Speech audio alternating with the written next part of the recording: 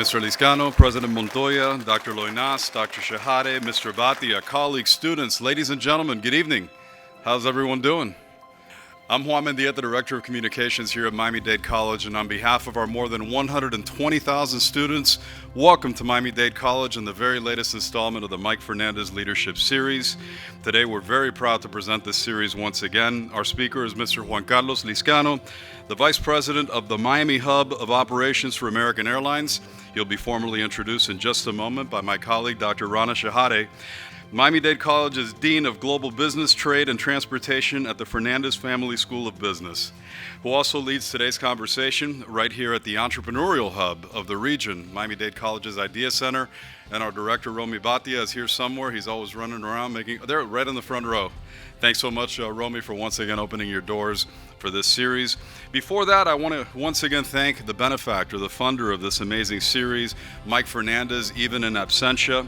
Mr. Fernandez is a regular visitor to the college whose name appears on our renowned School of Business, as I mentioned a couple of minutes ago, and it's his support over the last 2 years of this series that has allowed us to bring to the students and the community Dr. Bernard Meyerson, Chief Innovation Officer at IBM, Mr. Laxman Narasimhan, the President for PepsiCo Latin America, former U.S. Ambassador Donna Reineck of Boeing, Mr. Eduardo Cuello, the Regional President for Latin America and the Caribbean for Visa, Mr. Cesar Cernuda, the President of Microsoft Latin America, Craig De Souza from Facebook, Josh Leibowitz from Carnival, SAP's Claudio Muruzabal, Cisco's Jordi Botifol as well, Ojilon Almeida from Western Union, Jeff Katz from Amazon.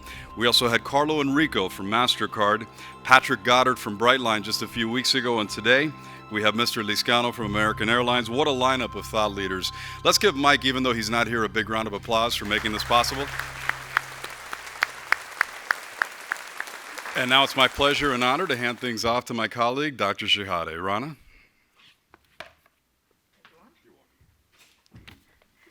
Thank you very much, Juan. Good evening, everyone, and welcome to the Mike Fernandez Global Business Leadership Series.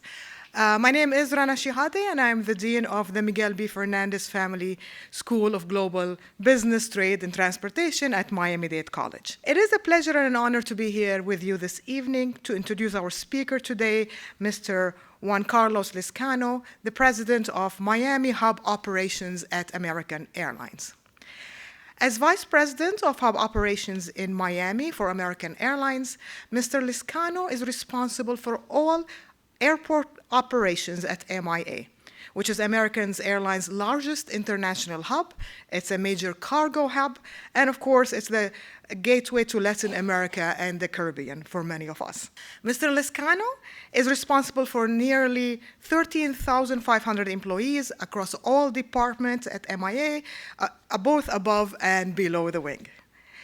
He joined the airlines in 1994 and has held numerous leadership roles throughout his career at American, serving as Managing Director for Latin America, Managing Director of the Los Angeles Hub, Managing Director of Flight Service Strategy, and Managing Director of Customer Care in the Miami Hub. He currently sits on the board of the United States Hispanic Chamber of Commerce and is a sponsor of the Latin Diversity Network Employee Business Resource Group at American Airlines. He'll be talking to us about American Airlines and a talk named Powered by People. With that, without further ado, please welcome Mr. Liscano to the stage. So much, Dr. Shahade. Thank you. And thank you for giving up a little bit of your time and joining us today. I remember being once in your shoes and trying to figure out my path through whether it was corporate America or wherever that path may have been. But it was very difficult to find someone and find opportunities to understand what really made sense, to have a real transparent opportunity to talk to somebody about how to move, about what career path made sense for me. So while I'll talk about many things American Airlines, that is in part my job to do, I hope that you take advantage of this opportunity and really direct some personal questions about leadership and about how careers work And I think that's probably the best path I can suggest you take. I have the humble privilege of leading American Airlines hub here at Miami International Airport. And I will tell you, that job carries a lot of responsibility. And it's a responsibility I don't take very lightly. I'll share with you a little bit later why that makes a ton of sense. But let's start with some of the fundamentals. So if you look at what an airline hub means to the people of Greater Miami or Miami-Dade County, it's a lot more than some of the big numbers. And it is American Airlines, so I feel compelled to share what some of these numbers are. 350 daily flights, 130 destinations to 43 countries, which is really complicated to do, by the way. And just last year alone, we moved 30 million passengers and about 323 million pounds of cargo. That is very unique for any hub, and I'll get into the details as to why. But despite how proud we are of those numbers, it's a little bit more involved than that. So let me get into that. What is our hub? It is an actual economic engine. And I'm not sure people necessarily know this, and I love to remind the impact of American Airlines. It's been part of Miami for quite some time. It provides $21.8 billion of economic input just to Miami-Dade County or South Florida. When you think about the state of Florida, that's a little bit north of $32 billion. It is also Miami's largest international gateway. And to put that into perspective, MIA is the third largest international airport in the country. And so we're happy to be able to provide access and make a gateway between Miami and the Caribbean and Latin America. Now, that economic engine really relies on the people that execute this every day. You can have all the data, all the systems, all of the industrial engineering, but ultimately this is a people business, and your ability to connect with people matters tremendously. And I'll expand on this a little bit later, because no matter what industry you're in, if you will inordinately be involved in leading teams of people, the ability to do so will predicate your success in that industry. I had the privilege of joining the airline 26 years ago. I'm originally from Cali, Colombia, and we went to New York. And like many Colombian families, when they get tired of the winters, they move down to warmer climates, which is exactly what we did. And at the time, I had left school, believe it or not. It was a crossroads for me. I did not want to finish biotech. I went to school originally for biotech at Rochester Institute of Technology. It was something I could not find a passion for. The entire family goes to Miami. I followed them, and the first job I land was at American Eagle. It was the regional, and is the regional affiliate for American Airlines. That was 26 years ago, part-time, off the street. I'll give you some context, $5.25 an hour, right? And I remember having to work a couple of jobs at the same time. I remember my first son coming. Back then, when your spouse was pregnant, it was considered a pre-existing condition, so insurance didn't cover it, which meant you actually had to pick up a bunch of extra hours. But this is how I started my career with the company. It has led me to working in the Bahamas, a wonderful time of learning. I've been to Los Angeles a couple of times. I've worked in Indianapolis in the Midwest, and it's really interesting to understand how every particular region of the country and the world has its own culture and its own kind of work ethic, if you will. And I had the unique perspective of running Atlanta for American Airlines, and so I also know what it's like to work at somebody else's hub city, right? Which is unique and unto itself, because you talk to other carriers and they often will tell you, hey, yeah, but American gets their way. It says, no, we don't, and trust me, I know what you feel like, having worked in Atlanta. I want to tell the story a little bit now of American Airlines and Miami-Dade County, and I think it's a unique story. This kind of story doesn't happen very often in many cities. It is two sort of company, corporate entity, and Miami-Dade County that had experienced this kind of exponential growth, if you will, together, right? And so we'll get into that here. You will see in 1979, we had 3 flights a day. Population of Dade County was about 1.6 million. If you bring that forward to today, we're operating 340 flights, close to 350, and the population of Miami-Dade County is 2.7 million. Back in 1989, there was an interesting group of folks that went to Dallas, all from Miami, and convinced American Airlines that for $430 million, they should purchase all of Eastern's routes. And if you remember Eastern's history, they were clearly going out of business. They successfully did that. American made that investment, and you've seen what that's grown to today. So you'll see that the number of destinations went from 19, literally overnight, to 200, and now to 100.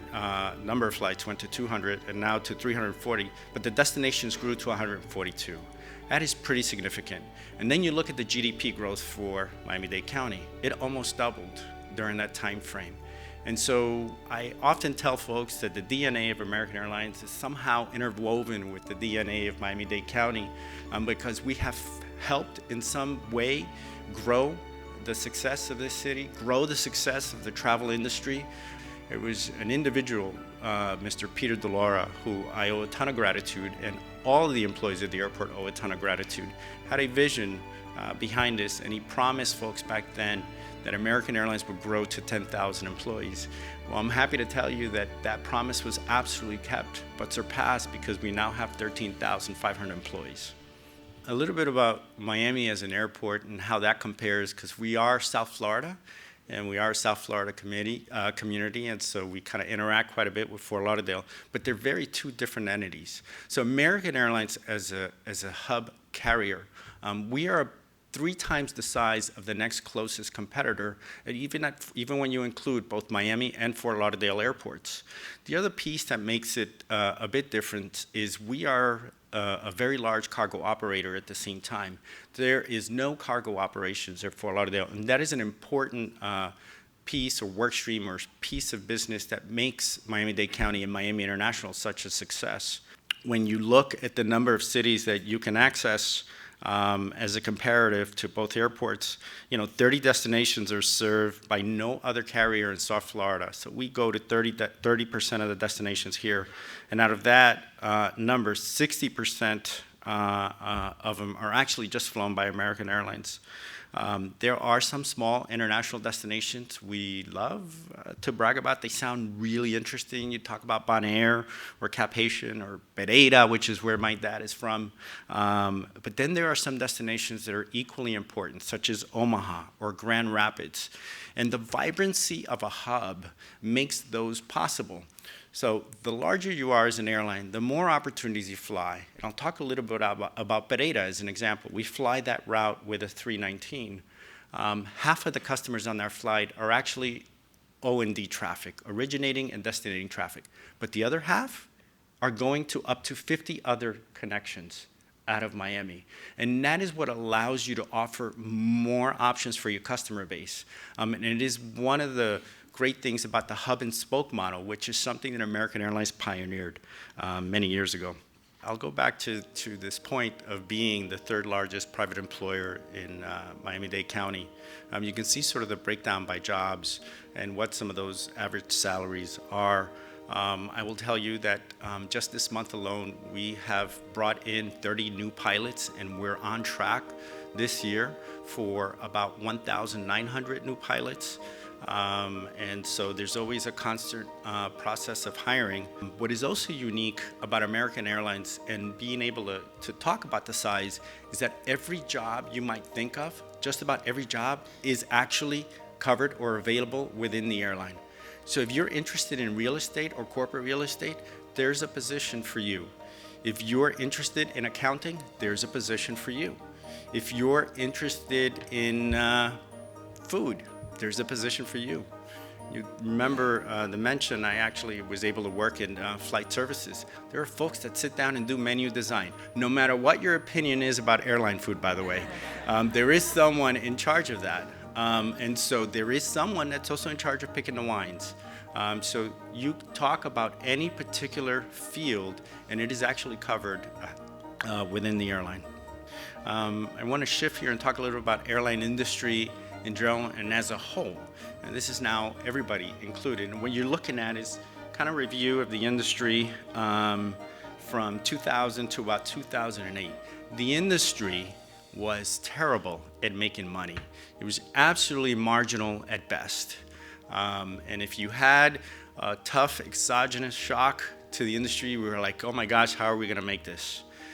So whether it was political unrest anywhere throughout the world, where there was the volatility of crude, or hurricanes that came through, or just stock markets internationally that impacted the industry, all of them were real intense shocks. But now I want you to look at what happened at 2010 and beyond.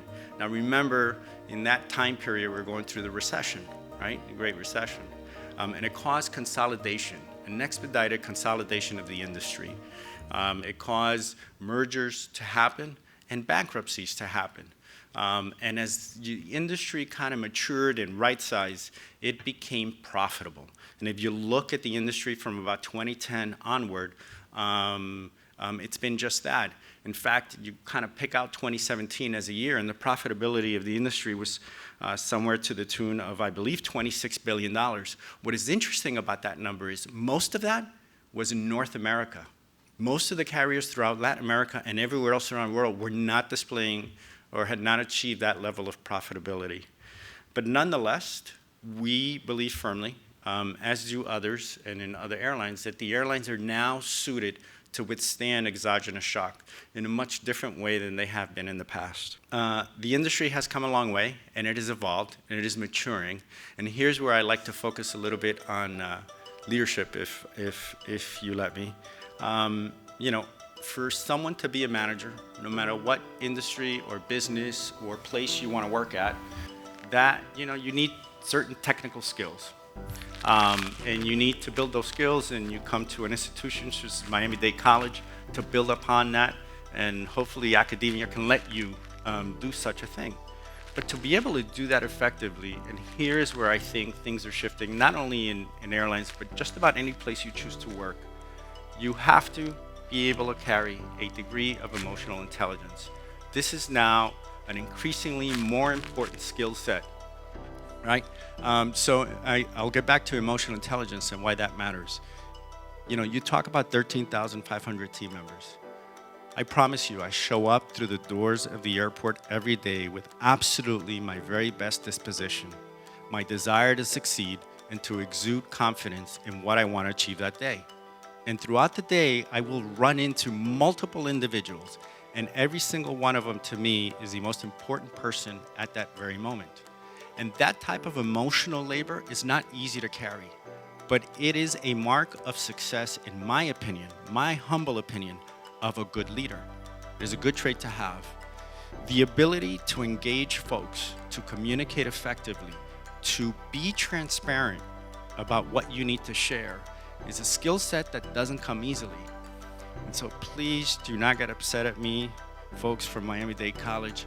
I want to tell you I picked that up at school. I did not.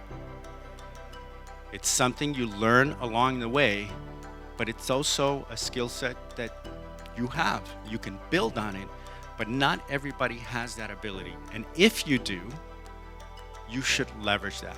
Do not try to make yourself good at something you think might be a gap for you. If you're good at communicating, you're good at engaging, and you're good at leading teams, take advantage of that. You will succeed in any industry. I guarantee that for you. But the ability to actively engage folks, the ability to communicate openly is something I'll talk about in a more tangible way. I want to give you a real life example. You remember very recently last year, we had Hurricane Dorian.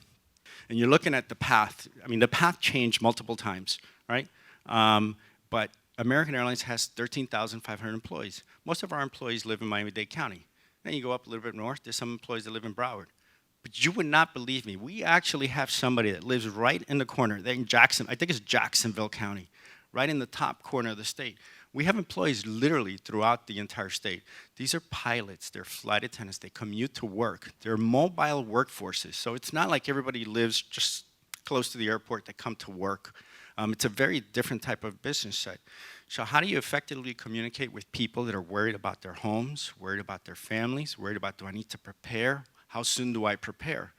And the ability to now shift and bring everybody into the room, right? Think about this, including our union leadership, which was extremely important. This is when you have to trust. You can find 53 reasons why you shouldn't bring X, Y, or Z person into the room because the conversation can go in a particular direction.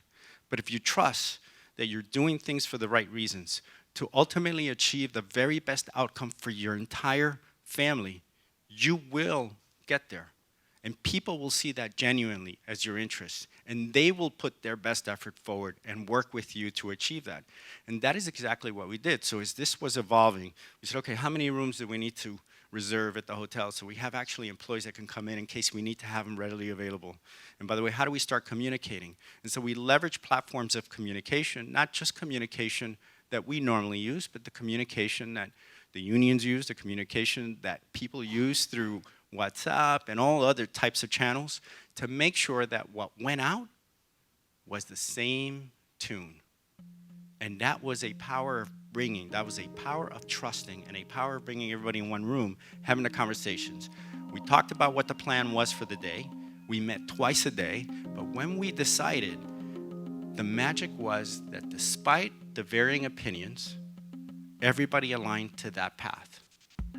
Now, mind you, I encourage dissent. There's a couple of people in here that know that quite well. When we sit together and we have these open discussions, believe it or not, I am super comfortable with dissent. And there's nothing more powerful than being so comfortable in your shoes that you encourage others to differ from your perspective. Just because you're the boss doesn't mean everybody has to think like you. That is not an easy thing to do.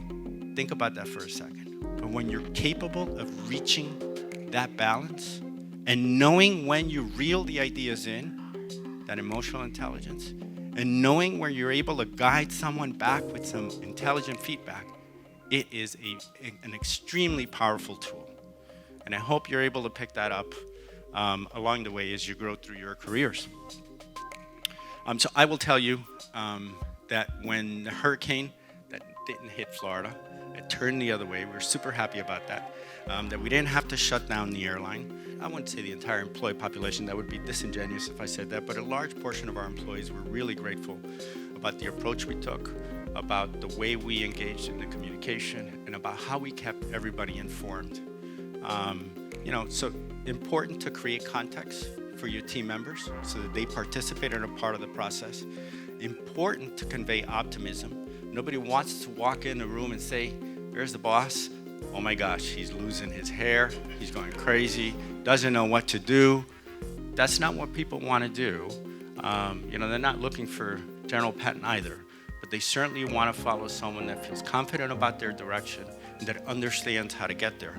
And you have to be proactive, have to be attuned to learning what are the things that they're trending, what's coming up, and how do I address that.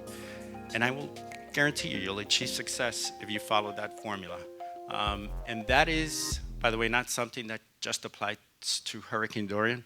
There are multiple things that come along the way, including the MAX aircraft, and we had to go through the MAX grounding, that you follow that same pattern, and it will inevitably yield success. Let's talk a little bit about airlines and relationships, and something that is changing in the industry.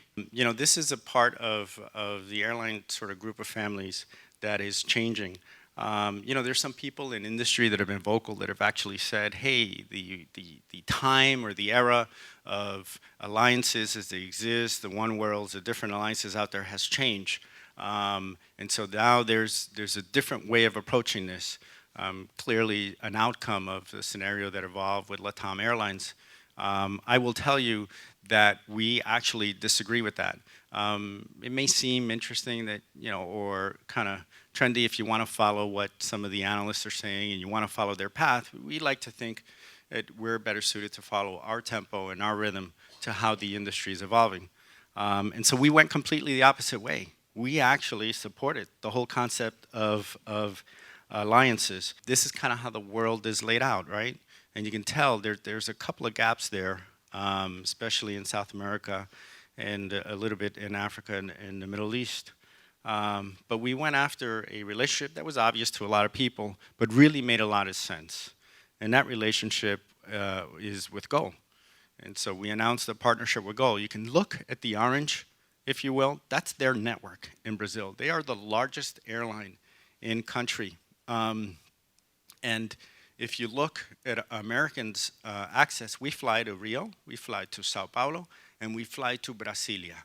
3 points where 2 of them are really kind of big hubs for Gol Airlines. They fly narrow bodies. We actually, contrary to the previous relationship in South America, don't compete on our wide body routes. It's actually a much better fit for both airlines. And so we're looking forward to the evolution of this. We had a prior relationship with Gol. I will tell you, having run Latin America prior to coming to Miami, I knew a lot of the folks at Gol. They were great to work with then, and so now we're actually all happy to be holding hands once again. American Airlines is still the largest North American airlines in Latin America, by the way. That's exclusive of the Gol relationship. We didn't, reason why that relationship is important, especially in Brazil, is the Brazilian economy kind of is shifting in the right direction. We have announced that we're going to add Santiago trip, we're going to add Rio de Janeiro trip, and we're going to add a Lima trip. But I want to give you a perspective into that as you look into this slide. Every wide body that we add actually has an impact of 50 jobs. So I'm not sure how many people actually know this. It's not like you wake up and you go, oh, let me just throw a 777 on that route. Yes, they have a bunch. You have to really think about how you deploy that asset, and you have to think about how that asset's going to fit your entire network. But more importantly, this is the kind of impact it has to a community. 50 jobs for every wide body. And that doesn't even include the cabin cleaning, catering agents, the terminal employees, fueling, all of the other indirect jobs that somehow have something to do with that aircraft. This is Alaska Airlines, a relationship we announced several weeks ago. Now, if you recall, at one point I was at Los Angeles running the regional airline there. And I will tell you back then, this was 2005, 2004, half of our customers came from Alaska Airlines. And the customers on the West Coast and in the Northwest actually love the relationship between American and Alaska Airlines. And if you have kept with industry, you will know that maybe a few months back we announced, hey, you know, we're ending all frequent traveler agreements between both carriers. And that was enough to cause pause for both carriers. And we sat back down and said, can we make this work in a way? And again, I want you to think about Gol and now Alaska Airlines, complementary network. We actually don't compete with Alaska on very many routes. They fly narrow bodies, and they don't have an extensive international long-haul network. Well, guess what? We do. And it's a great fit for both carriers. And so what this will do is gives access to Alaska Airlines to much of Latin America. But if you're in Miami and you want to go onto their network, it's going to open up 30 new destinations for someone leaving out of Miami. And then the final announcement that we just made is Qatar. And so this will provide access. They currently fly from Miami to Doha, but this will also provide access to the Middle East, to Africa, and other parts that we otherwise didn't have access to. For a bit there, if you recall, there was a falling out between both carriers, and we kind of reassessed. Governments got involved. They had discussions about what's the best way to go about the industry in a transparent way, and they did a great job moving in that direction. And it made sense to rekindle this relationship, and we think it's going to be successful. So when you look at the overall global picture, it actually covers just about every region of the world, literally, and sets us up for success. We are looking forward to some of these changes. We're looking forward to the relationships and how they evolve. And for those of you that may be thinking, oh my gosh, American Airlines, what do they want to do tomorrow? How do they want to evolve? Are they committed to Miami-Dade County? And the answer is absolutely yes. And I'll tell you why that's the case. The 787 is coming to Miami. So the first route you're going to see that on is Montevideo. And that's coming a little bit later this year. And that's going to be the aircraft that's going to run the second trip to Rio de Janeiro. And ultimately, we will replace all of the 767s with 787s. It's a wonderful aircraft, and so we look forward to having it here. The other airplane, though, that's coming to Miami in the near future is when we start taking deliveries of the 321 XLR. This is an interesting game changer. This is a narrow body, but long haul capable aircraft.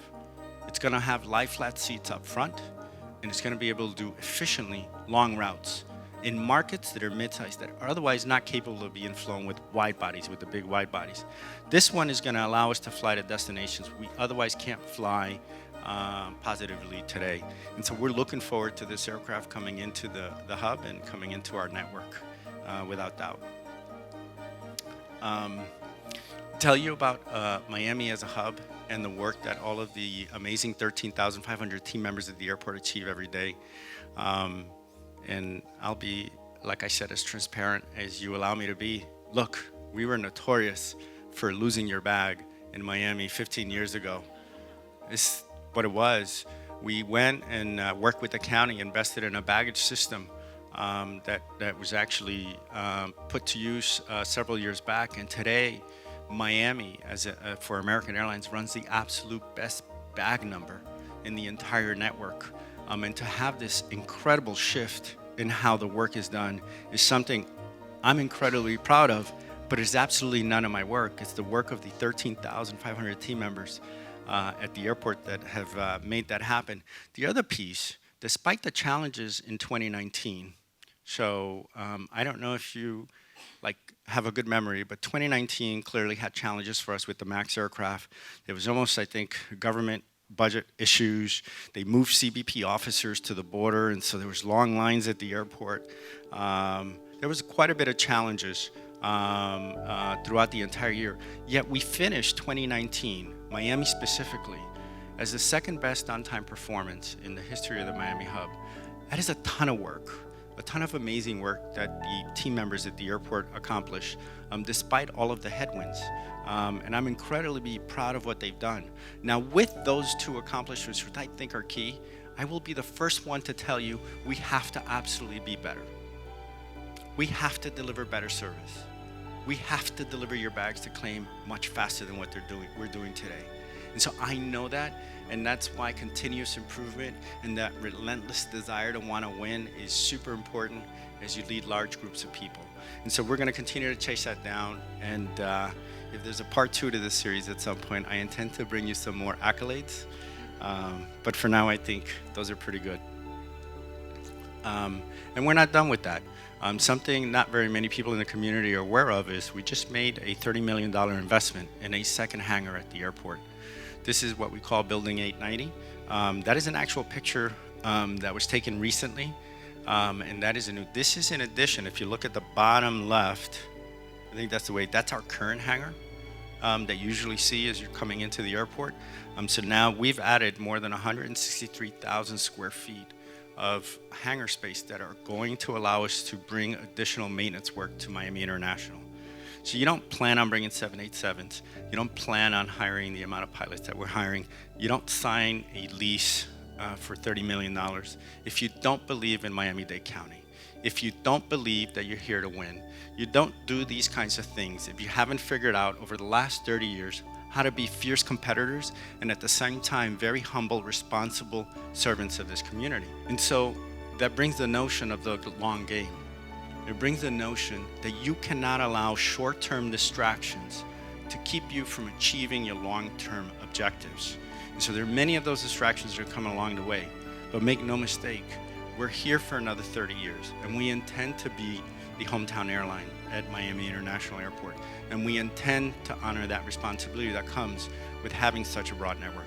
It isn't just about pounding your chest and saying you're the biggest airline at Miami International. It's about knowing what that actually means. It's about remembering how we grew over 3 decades and the prosperity where we've been able to bring to the community. So we take that responsibility very heavily. You know, I participate with Michael Finney at Beacon Council. We actually have a few people, including one of our chief pilots at the Coral Gables Chamber of Commerce. We are part of Camilla's House. We do work with United Way. I'm on that board as well. We are the official airline of the Miami Heat. For those of you that are thinking, oh my gosh, the name on the arena, when is that going to change? How is that going to happen? Can you tell the name is still on there? right? And so we think the relationship with the Miami Heat will provide more activation. And we are two entities in this community that have been equally a great part of the community growing up, and we'll continue to carry that relationship. Yes, and the film festival for Miami-Dade College, thank you, Mr. Presidente. The GMCVB, which is an important organization that helps promote growth, and the Greater Miami Chamber of Commerce. I threw one in there that you may not know, but anybody here heard of Urban Promise? So Urban Promise is a small organization. They're not, they're about 10 years kind of into their business. They provide counseling, mentoring. They take care of kids from really challenged households, single parent households. They do some amazing work, but they're not your usual name. There aren't a list of corporate entities that are kind of waiting in line to actually support them. They need someone to step in. And so I use the employee business resource groups, and there's the employee, there's the Christian business resource group, there's the Pride, there is the Black professional, there's the Latin diversity, and we did what was called the Power of One. And every single one of them took turns going to Urban Promise and doing something good for the organization. And so they actually were part of redoing their playground. And I'm not talking about a small playground, redoing the kitchen. They raised $50,000 for the organization in 1 year, which helped fund an additional counselor at the organization. And we finished the year, which by the way, they convinced me to dress like Santa Claus. I was a pretty skinny Santa Claus, to actually show up in December with 60 bikes, brand new bikes, and 60 helmets for the kids in the school. And this is stuff I don't think any of you read of or heard about, but things that we do in the community that we take a ton of pride because we feel we are obligated to do such deeds. And so that's why Urban Promise is there. And so it's a better Miami. Look, Miami has changed. If you run into somebody that tells you the lines and customs are terrible, tell them they're absolutely wrong. I can prove it to you with stats and data. It is now a smooth process to get through CBP at Miami International Airport. In fact, today, I move or connect 300 more people than we used to just 5 years ago because of how much better the process is. We are engaging in new partnerships that are going to make more accessibility to all of our residents. We're clearly increasing flights. So with the announcement of the international flights, we're also going to throw in another 14 additional flights. And we have better aircraft coming. We're investing in a hangar, and we have much, much better reliability, and we'll continue to improve on that. And that's a story of American Airlines. It's a story I'm very proud of, but it's a story that I have not much to do with. The 13,000 employees that you run to every day as you transgress through that airport are fully owners of, and they're going to continue to work hard for you. So I think that's my portion. I thank you.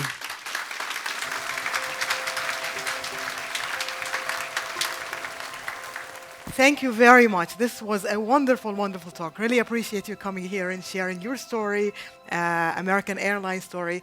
I have to say, American Airlines was my favorite airline, and I'm not just saying that. I've always flown it all over. Why'd you say was? Well, because now it's by far my favorite airlines. Because what you do for the community, what we've done for Miami is really incredible. So great to have you here. Thank you. All right, so I'm going to start us off with a few questions, and I'm going to leave a little bit of time for anyone who would like to ask questions as well. Maybe we'll start off a little bit about your personal journey at American Airlines. You started with them as a part-time employee 25 or so years ago.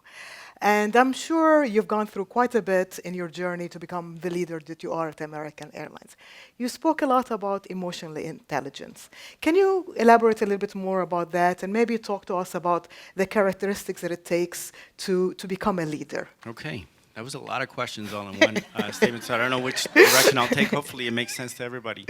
Let me start with this. Never in my wildest dreams did I think, after starting as a part-time employee, that I would one day have this amazing privilege of coming back and being the vice president of American Airlines' largest international gateway. To all of you that are kind of sitting there going, where am I going to be 10 years, 15 years from now? There really is no limit, but don't stop yourself from dreaming about what those possibilities may be. It's just a fact. I am telling you, it did not cross my mind. One, it is super easy for you to absolutely find 5 individuals in this room that will all share some kind of negative story about something, quite possibly their last airline experience. I don't know. But why is it so easy, and it's human nature, to focus on the negative? For whatever reason, that's actually not the way I tend to operate. I tend to focus on the positive, and I love to surround myself with individuals that are positive thinkers. So best way I can put this to you is, there are the people that are going to tell you the reasons why something's not going to work, and I love being around people that are going to tell you the reasons why it will. Yep. And I think that has had an absolutely positive impact on my career. The other one is context. How do you create context? Because look, you're going to show up one day, raise your hand, and say, hey, Señor Presidente, can you mentor me? His calendar is unbelievably full. He has no motivation to pick you out of 120,000. Only. What is his motivation to actually pick you and say, I will mentor you? And so the ability to create context. There are 2 moments that I think were pivotal for me in terms of creating context.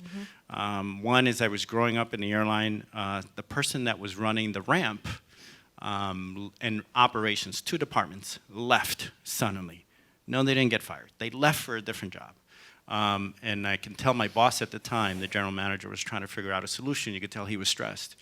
And I actually was daring enough to walk in the room and say, I have a solution for you. Why don't you make me acting manager of operations? You made Alex acting manager of the ramp, and take your time finding the right leader. What a brilliant idea. He called us in 2 hours later and says, I'm going to do just that. I didn't do that thinking the job was going to be mine. I did that because I saw an opportunity to learn. I saw an opportunity to grow and maybe show what I could do. But at the same time, think about that. I created context for my boss to actually do something I wanted to do because it made sense to him.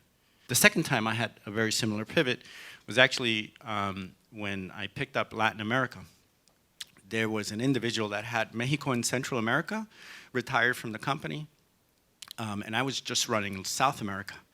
And I went running to my boss again. I says, have I got an opportunity for you? Why don't you give me the additional regions? I promise you I can handle it. And you can tell the nervousness. Can you really handle it? It's 53 cities. I want you to think about that scope for a second. You can use the person. There's, every position has kind of a box. You can use that person to be the strategy person that you're looking for. And it was like fishing, like, whoa, I felt I got it.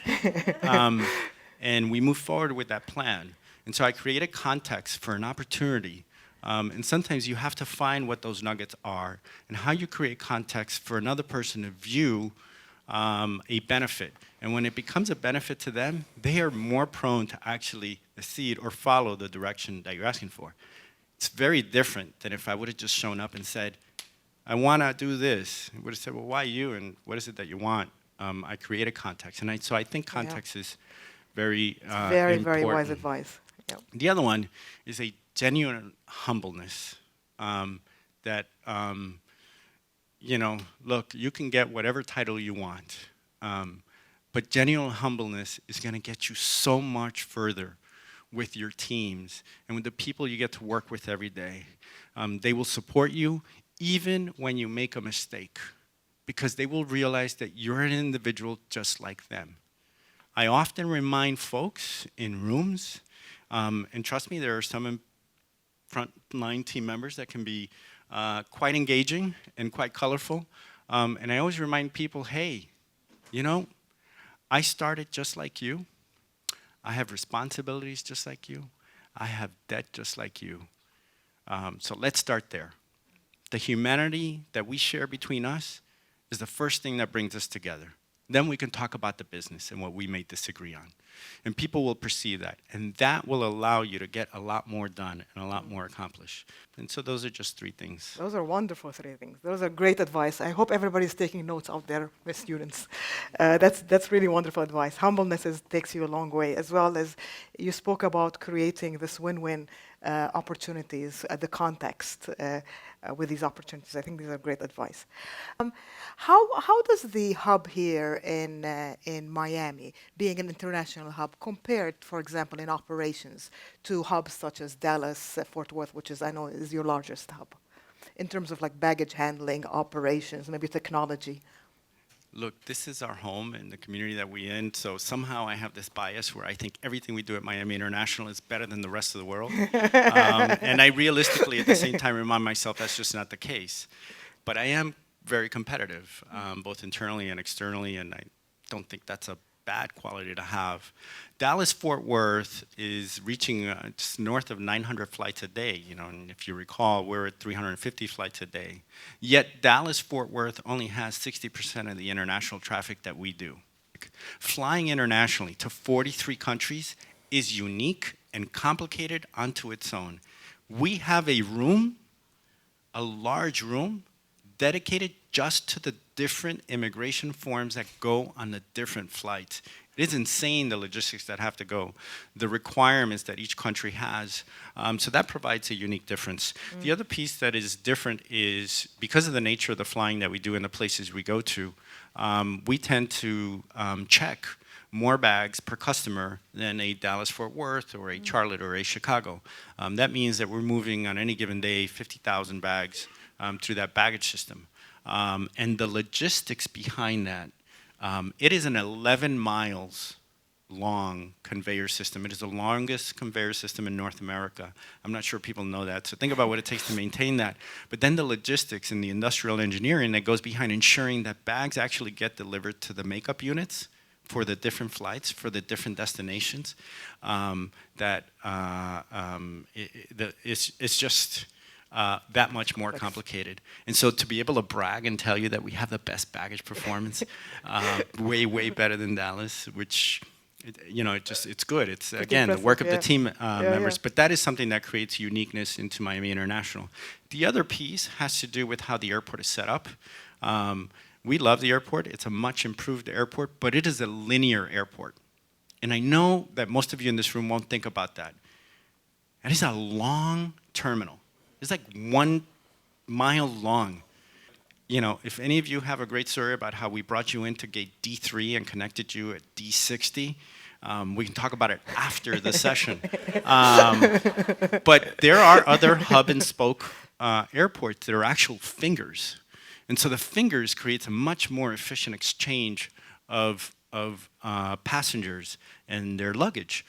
So what we tend to do at Miami International, and this is kind of some of the behind the scenes type of information, is we have central gates, kind of like the 24s, 25, 26. Those are wide body gates, and they're the closest to the checkpoints, and they're the closest to customs. And so that is our biggest exchange of people and bags, right? So think about volume. And then we have these gates at the end that are used for a lot of the narrow bodies, some of the Airbuses. They're very specific gates for the aircraft types. You can't fit all airplanes on all gates. Great, thank you. All right, I have tons of questions, but I do want to open it up for the audience to ask any questions. Hi, I'm Carlo. I'm a student at Miami-Dade College, and I'm a member of Europe. I have a question, but before the question, I have a quick thing to say. My mom works at the airport, so that's good, and over the summer, I flew to Haiti, and I flew American Airlines.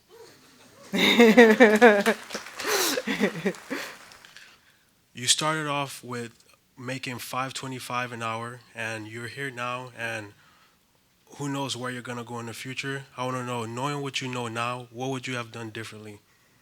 That's a great question.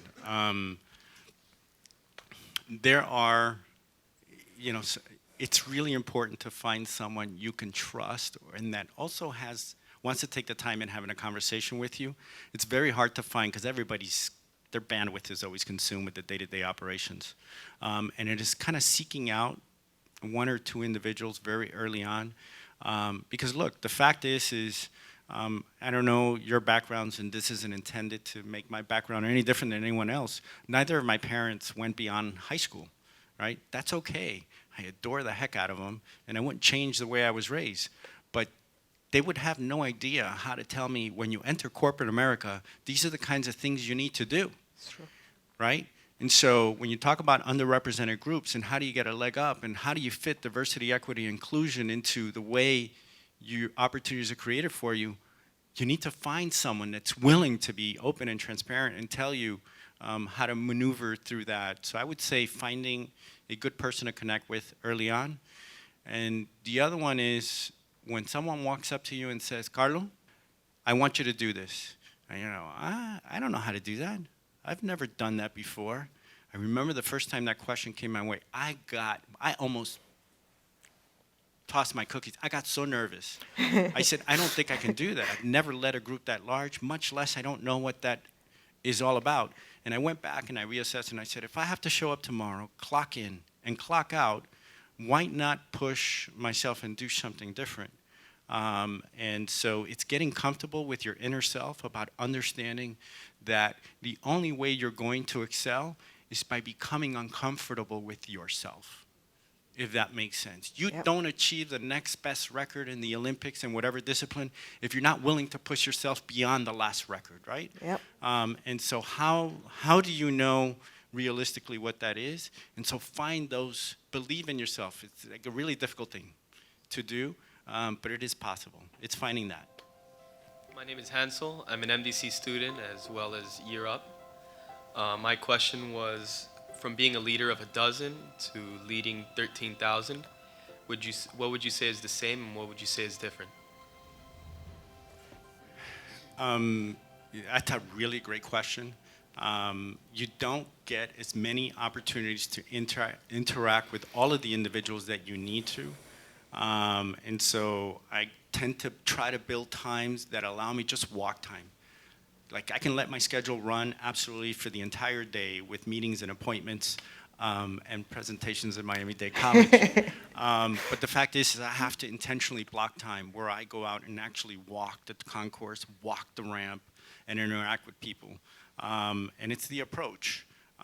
You can run into different conversations, but how you walk up to somebody, it's either going to invite the conversation or it's going to create an apprehensive interaction.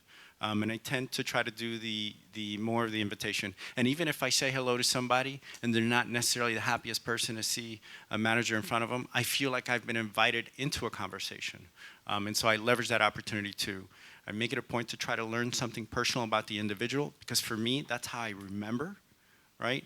I'm not necessarily the best at remembering names, but I'm absolutely great at remembering facts about individuals. And so you will never get to have the same level of interaction, but you have to stay true to how you interact with people. But it's a great question. Thank you. My name is Sulmari Padin, and how many women here are students of the Miami-Dade College? Okay. All right, so as you can see, there's a lot of women, even I would say more than guys that are students, yet there's nobody speaking. But so I want to ask the question that we don't ask, and I'm going to get the uncomfortable part of asking it, to be here and ask it, which is, what would you say, because I believe you're also in the diversity and inclusion initiative in American Airlines, so you support that network. What would you say is that one thing that us women need to learn so we can really move past and go for the leadership roles and, do what we need to do to advance ourselves in a career in American Airlines? Following, I actually, at least in aviation and definitely at American Airlines, I don't see that as a challenge. Look, Elisa Berwine is our executive vice president, senior, vice president of people, and Maya Liebman is our chief information officer. Managing director of customer care, Sylvia is a woman. Prior to that, managing director for the ramp. This is an individual that was responsible for all the functions below the wing in Miami. 2,300 employees, team members there, fleet service clerks. She was 5 foot tall, fierce as can be. And so I share that to say, I think you almost need to walk into the room absolutely comfortable in your shoes as an equal voice. There is nothing to prove. I know it may feel like that. In fact, I used to think that about myself as a Latino young man going into an office in Dallas-Fort Worth. And that can sometimes work against you. But when you actually sit down and have conversations on the level, it works for you. And people ultimately will see you for who you are, the talent that you bring. I can't speak about other individuals, and I will tell you that for me, every voice in the room is the same, and I appreciate dissent, whether it comes from anybody, you name it. I encourage that. But we also do, I also don't want to kind of assume that it's perfect everywhere else, right? So we have women in aviation as an organization that helps promote women in the industry. Yeah, that's kind of the approach. I think, I saw this exchange once. Someone was in the news recently and said, look, I get angry when I'm speaking and someone thinks I'm being emotional, right? I don't know if you remember that quote. And I think that maybe there's some truth to that, but not at American Airlines. I have the right to get energetic, Latino, when I express myself, as anybody else in the room. But we always have to remain respectful. So I don't think you need to worry about that. And I think women that are in school today are going to have a very different work environment than maybe existed 10, 15 years ago. And I am happy about that. I have two beautiful daughters. Isabela is 10 and Mia is 7. And I think when they enter their professional work lives, it is going to be a much different world. They're not going to have to worry about some of those things. They're going to have to worry about competing for the most productive, intelligent, effective individual in the room. Thank you. What are the 3 more important qualifications to work for American Airlines? It's a great way to kind of end the Q&A session. So here's my thought process.